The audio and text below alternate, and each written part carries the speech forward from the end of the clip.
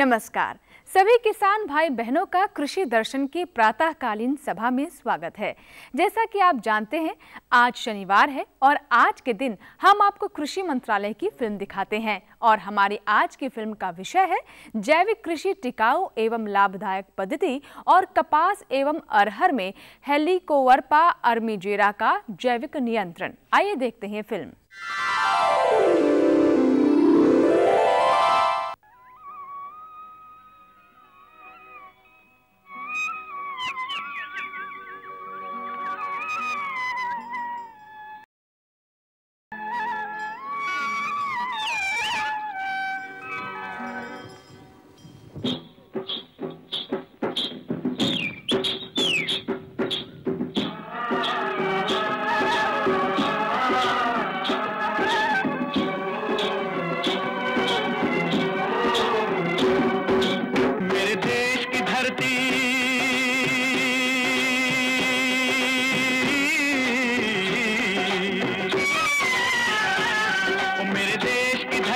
सोना उगले उगले हीरे मोती, मेरे देश की धरती, मेरे देश की धरती।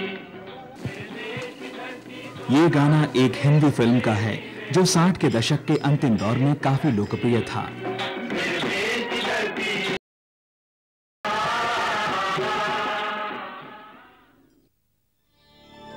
और ये महज संयोग नहीं था, बल्कि इस बात का सूचक था कि उस दौर में कृषि कितनी महत्वपूर्ण थी। ये वही दौर था जब भारतीय कृषि के तौर तरीकों में आधारभूत बदलाव हो रहा था, जिसको हरित क्रांति के नाम से जाना जाता है। हरित क्रांति का मुख्य उद्देश्य था कृषि की पैदावार बढ़ाना। लिहाजा किसानों को बड़े पैमाने पर रासायनिक खाद और कीटनाशकों का प्रयोग करने के लिए प्रेरित किया गया और इस लक्ष्य को हासिल करने में सफलता भी मिली। खासकर उत्पादन के लिहाज से तो ये वरदान साबित हुआ और यही वजह है कि देश में पहले जहां खाद्यान्नों की भारी कमी रहती थी, वहीं आज अनाजों का समुचित भंडार है। लेकिन हरित क्रांति के दौरान जिस हिसाब से रासायनिक खाद और कीटनाशकों का इस्तेमाल हो रहा था, इन रसायनों के हानिकारक प्रभाव भी धीरे-धीरे सामने आने लगे। लोगों के स्वास्थ्य पर तो इसका असर पड़ा ही, पर्यावरण को भी इससे काफी नुकसान हुआ और वैज्ञानिकों ने ये साबित भी कर दिया कि इसकी सबसे बड़ी वजह है रसायनों का अधिक मात्रा में प्रयोग।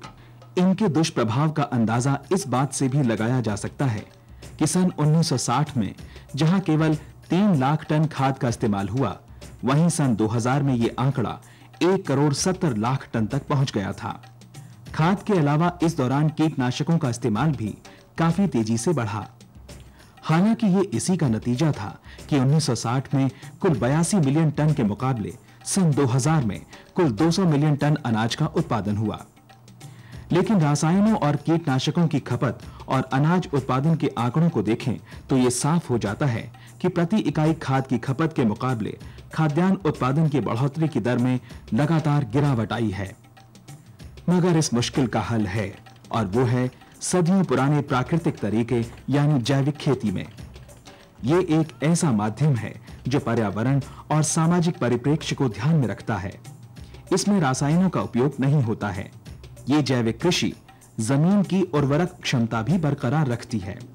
जैविक कृषि की सबसे महत्वपूर्ण बात है इसका व्यावसायिक औचित्य, खासतौर पर निर्यात को लेकर। दुनिया भर में जैविक उत्पादों की मांग तेजी से बढ़ रही है। जैविक कृषि जहां कृषि उत्पाद को लंबे समय तक बरकरार रखती है, वहीं पर्यावरण के लिए भी फायदेमंद है। जैविक कृषि का सीधा मतलब है रसायन मुक्त मिट्टी, बेहतर जैव विविधता और मिट्टी की उर्वरता को बनाए रखना तथा स्थानीय स्तर पर रोजगार के बेहतर अवसर उपलब्ध कराना। जैविक खेती का एक महत्वपूर्ण पहलू है विविधता। ऐसा ही एक विकल्प है डेयरी फार्मिंग। खेती और डेयरी दोनों एक दूसरे के पूरक हैं, क्योंकि एक तरफ खेती से जहां दुधारू पशुओं के लिए चारा मिलता है, वहीं गोबर से खाद बनती है।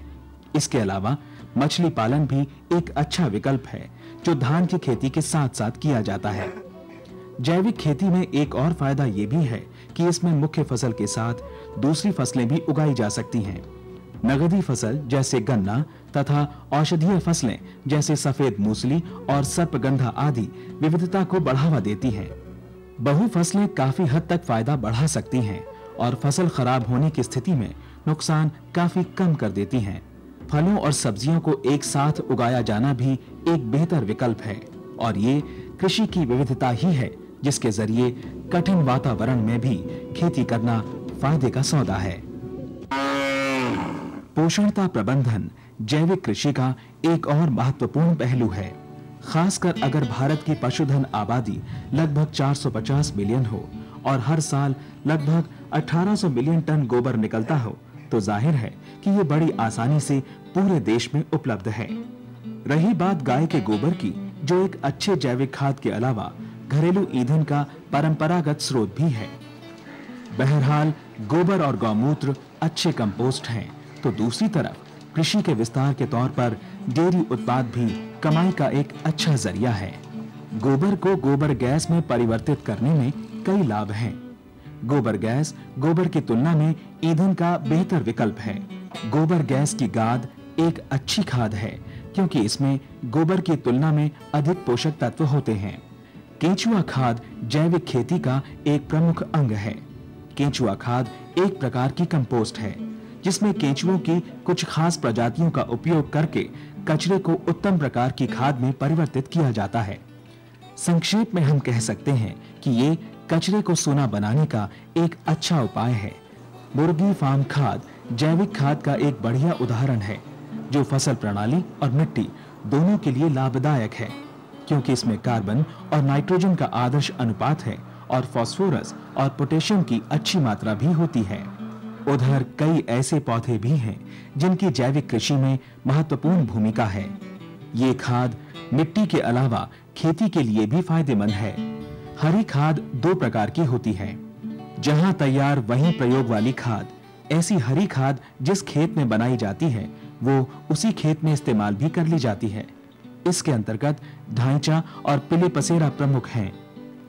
हरी पत्तियों की खाद ये बंजर जमीन और जंगलों में उगी झाड़ियों और पेड़ों से पत्तियों को इकट्ठा करके बनाई जाती है। इन झाड़ियों में कारंज और सुबाबुल आदि प्रमुख हैं। कंपोस्ट भी एक जैविक खाद है जो सड़ी गली चीजों से बनती है और ये सड़ी गली चीजें कुछ और नहीं बल्कि फसलों के कचरे, खरपतवार और खेत का कचरा ही होता है। कंपोस्ट सस्ता होता है और इसको बड़ी आसानी से बनाया जा सकता है। इससे मिट्टी की उर्वरता भी काफी बढ़ती है। इसी प्रकार जैव उर्वरक भी कुछ सूक्ष्म जीवों की किस्म हैं जिनका प्रयोग बीज, जड़ों एवं मिट्टी के साथ किया जाता है जो अपनी जैविक क्रियाओं के द्वारा पोषक तत्वों की उपलब्धता को बढ़ाते हैं। राइजोबियम, एजोस्पिरिलम, एजोटोबैक्टर, पीएसबी तथा एजोला आदि प्रमुख जैव उर्वरक हैं। खरपतवार हमेशा से ही किसानों के लिए परेशानी का सबब रहे हैं। जैविक खेती में खरपतवारों को फसल चक्र, गर्मी में गहरी जुताई, हाथ से निराई गुड़ाई तथा अन्य प्रबंधकीय विधियों से नियंत्रित किया जा सकता है। खरपतवारों के अलावा कीड़े तथा बीमारियां फसलों को काफी नुकसान पहुंचाते हैं। जैविक कृषि में इन पर नियंत्रण के लिए कई तरीके अपनाए जाते हैं, जैसे फसल चक्र, स्थानीय प्रतिरोधी किस्मों का प्रयोग, वानस्पतिक उत्पाद जैसे नीम, करंज, मिर्च और लहसुन इत्यादि का सार।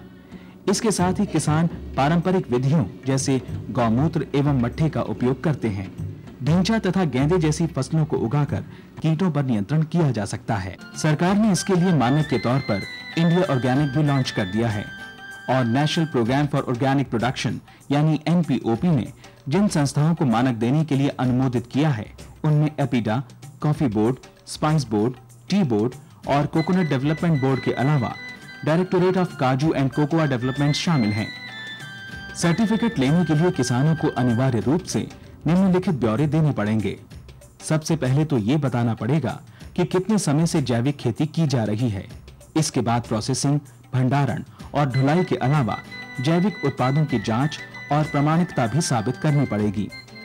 जैविक खेती अपने आप में परिपूर्ण है और इसकी सबसे बड़ी खूबी यह है कि इसमें पारितंत्र का संतुलन बना रहता है। जैविक कृषि का एक लक्ष्य ये भी है कि गरीब किसान आत्मनिर्भर हों और सामुदायिक विकास हो। इसके अलावा इस बात पर भी जोर दिया जाता है कि विशिष्ट बाजार के जरिए आय का सृजन हो। आज ऐसे कई किसान हैं जिन्होंने जैविक खेती को केवल पैसों के लिए नहीं अपनाया है, बल्कि जैविक खेती अपनाने के पीछे इनका एक ही मकसद है, भूमि का सदुपयोग और जानवरों तथा पौधों के बीच तालमेल। ये एक ऐसा जरिया है जिससे पौधों का प्राकृतिक गुण भी बरकरार रहता है, जैव विविधता भी बनी रहती है और इन दोनों का सीधा संबंध कृषि के स्थायित्व से है। अब ये साबित हो गया है कि जैविक खेती से आय भी बढ़ती है और प्रति इकाई मजदूरी भी। इसके लिए कम से कम चीजें खरीदनी पड़ती हैं और विविधता तथा उत्पादन भी बढ़ाया जा सकता है। जहां तक जैविक खेती का सवाल है, तो भारत के जिन राज्यों में इसकी अच्छी संभावना है, उनमें उत्तर पूर्वी राज्यों के अलावा मध्य प्रदेश, हरियाणा, उत्तर प्रदेश, महाराष्ट्र, तमिलनाडु और कर्नाटक सबसे प्रमुख हैं। हालांकि जहां तक जैविक खेती का सवाल है, भारत में अभी केवल नाम मात्र की जैविक खेती हो रही है, लेकिन अभी से ये संकेत मिल रहा है कि जल्दी ही इसका काफी विस्तार होगा और देश के दूर दराज के इलाकों में भी जैविक खेती पहुंच जाएगी। और यदि ऐसा होता है तो इससे लाखों की संख्या में लोगों का जीवन खुशहाल हो जाएगा। तो आइए हम शुरू करते हैं अपना सफर एक सुनहरे कल के लिए। खुशबू की फुहार में, स्वाद की बहार में, तरक्की की तानों में, खिलती मुस्कानों में, हरे भरे पौधों में, बड़े बड़े सौदों में, मधुर भिनभिनाहट में, खुशियों की आहट में। NHM बागवानी मिशन, हमारी चाहत, आपकी मुस्कुराहट।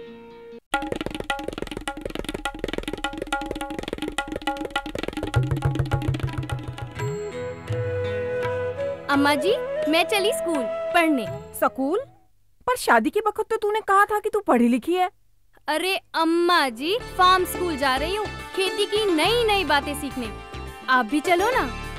फार्म स्कूल, जहाँ खेतों में पैदावार बढ़ाने की हर बात किसानों को सिखाई जाती है, जैसे मिट्टी के हिसाब से सही खाद, बढ़िया बीज और जरूरत के मुताबिक कीटनाशक, ताकि कम लागत में अधिक मुनाफा।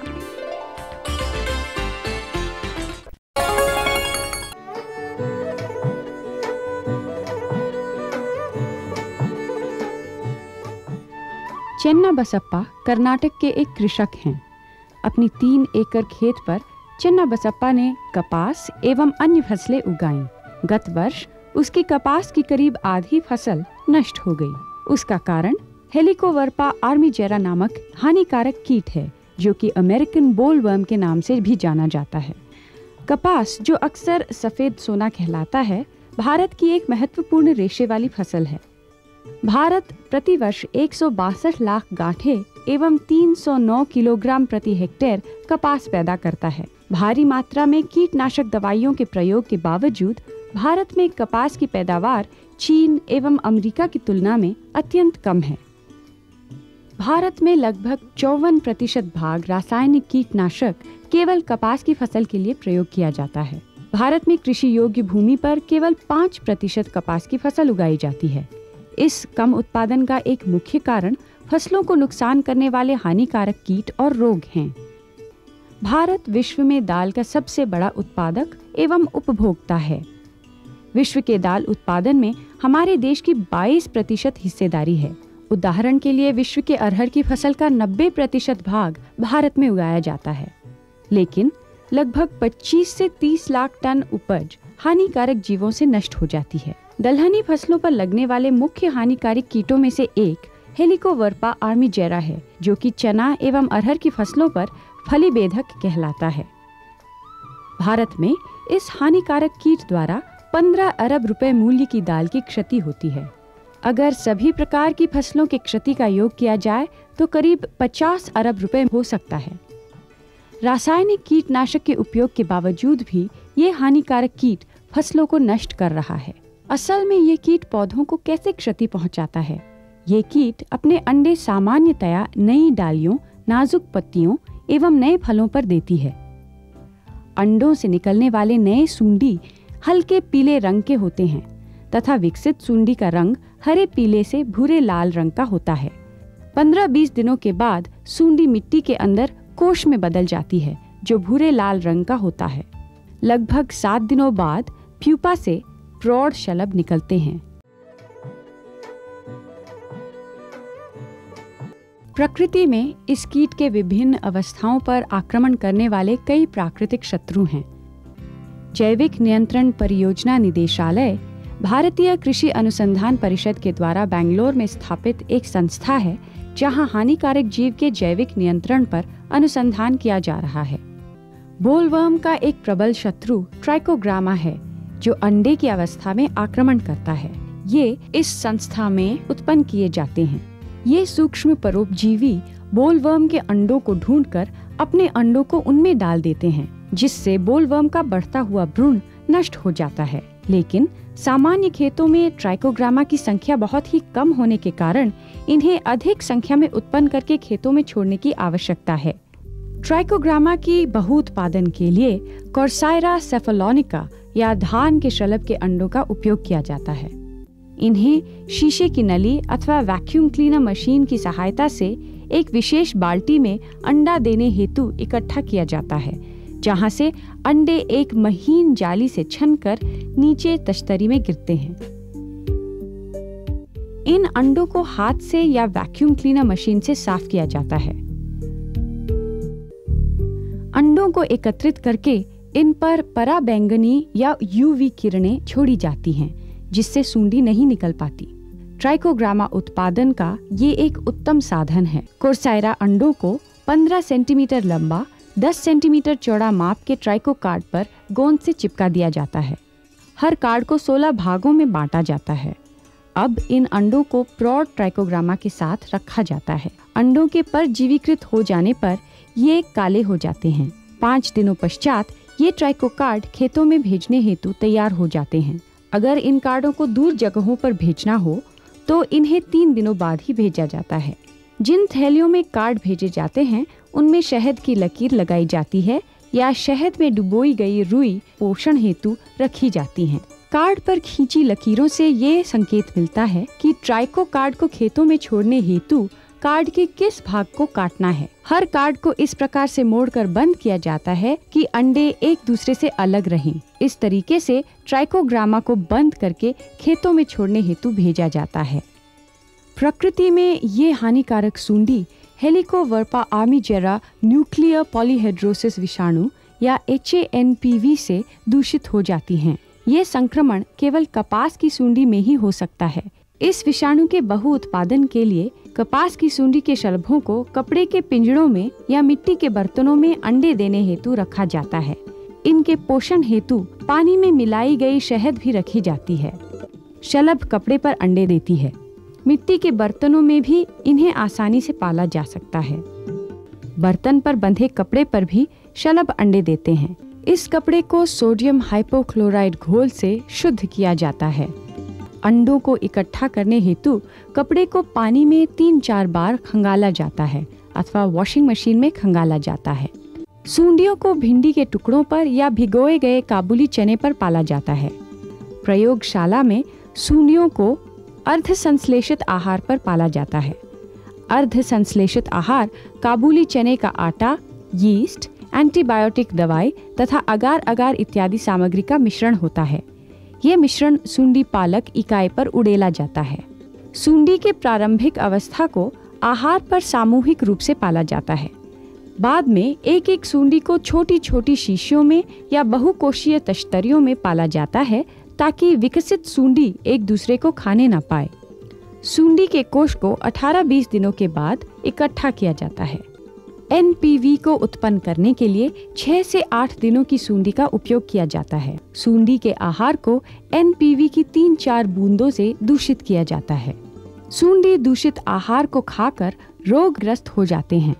6-7 दिनों बाद रोगग्रस्त सूंडियों को एकत्रित करके पानी के साथ पीसा जाता है। रोगकारक विषाणु के पॉलीहेड्रॉन या POB तली में बैठ जाते हैं। इसके बाद इस मिश्रण को भेदीय प्रवृत्तिकरण क्रिया अथवा भेदीय सेंट्रीफ्यूज की क्रिया द्वारा अर्ध शुद्ध किया जाता है एवं उपयोग करने के लिए जमाया जाता है। कपास की फसल में जब बोलवर्म के अंडे होते हैं तब ट्राइकोग्रामा को उन पर छोड़ा जाता है। ट्राइको कार्डों को चिन्हित निशानों से छोटे छोटे टुकड़ों में काटना चाहिए। ट्राइको कार्ड के टुकड़ों को 10-10 मीटर की दूरी पर खेत में पत्तियों की निचली तरफ बांधा जाता है। इससे वर्षा तथा धूप से बचाव होता है। ट्राइकोग्रामा को शाम या भोर के समय छोड़ना चाहिए, जब शलभ अंडे देती है और धूप नहीं होती। बोलवर्म के अंडों की संख्या को देखते हुए 6 से 8 बार ट्राइकोग्रामा को छोड़ा जाता है। अंडों से ततैया निकलकर बोलवर्म के अंडों में अपने अंडे डाल देती है। ट्राइकोग्रामा के छोड़े जाने के पश्चात बची हुई छोटी सूंडियों पर NPV का छिड़काव होना चाहिए। 1 हेक्टेयर के छिड़काव हेतु 500 सूंडियों के समतुल्य NPV, 500 लीटर पानी, 1 किलोग्राम कच्चे शक्कर और 100 मिलीलीटर टीपॉल का प्रयोग होता है। जब सूंडियां NPV विषाणु से ग्रस्त हो जाती हैं, तब उल्टा लटक जाती हैं। स्वस्थ सूंडियां रोगग्रस्त सूंडियों को आहार बनाती हैं। इस प्रकार पूरे खेत में संक्रमण फैलता है। इस प्रकार जैविक साधनों के प्रयोग से हेलिकोवर्पा को नियंत्रित करने की क्रिया अत्यंत प्रभावकारी है। लेकिन चना और अरहर जैसी दलहनी फसलों पर ट्राइकोग्रामा का प्रयोग निष्फल साबित हुआ है, जिसका कारण पौधों की भौतिक एवं रासायनिक स्वभाव है, जैसे कि छोटे छोटे बाल और अम्लीय महक का होना। ऐसी स्थिति में कीट के सूंडी अवस्था में होने के समय ही इस पर आक्रमण करना चाहिए। इसलिए दलहनी फसलों पर NPV का 250 सूंडी के समतुल्य प्रति हेक्टेयर के हिसाब से 3-4 बार छिड़काव की संस्तुति की गई है, जब कीट सूंडी की अवस्था में ही हों। कुछ ऐसे परोपजीवी डिंभक भी हैं जो विशेषकर दलहनी फसलों के हानिकारक कीटों पर हमला करके उनकी संख्या घटाते हैं। कैंपोलेटिस उन परोपजीवियों में से एक है। इसके उत्पादन के साधनों पर इस संस्था में शोध कार्य चल रहा है। जैविक नियंत्रण के उपायों के प्रचार हेतु किसानों एवं प्रसार अधिकारियों को प्रशिक्षित किया जाता है। ये प्रशिक्षण कार्यक्रम जैविक साधनों के उत्पादन एवं उसके लाभ पर केंद्रित है। हेलिकोवर्पा के जैविक नियंत्रण के हर पहलू की जानकारी हमें एक सॉफ्टवेयर में उपलब्ध है, जो इस संस्था द्वारा विकसित की गई। जैविक नियंत्रण पर आधारित ऐसे नए साधनों से भारत में फसल उत्पादन अधिक बढ़ सकती है। इन विधियों को चुनने से किसान रासायनिक कीटनाशकों के दुष्प्रभाव से दूर रहकर एक अच्छे उपज की आशा कर सकता है।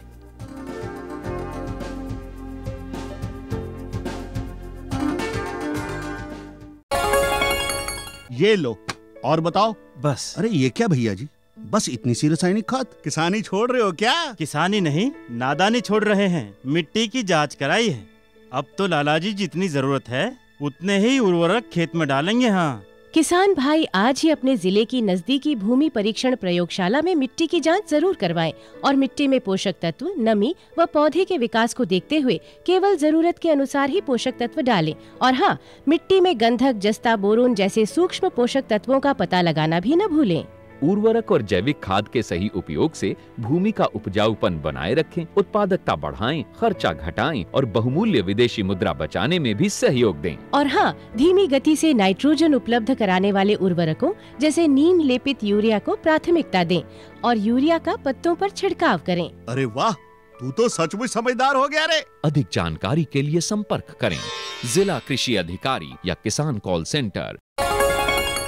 तो आपने देखा किस तरह से आप इस कृषि पद्धति को अपनाकर इसका लाभ उठाकर अपना उत्पादन बढ़ा सकते हैं।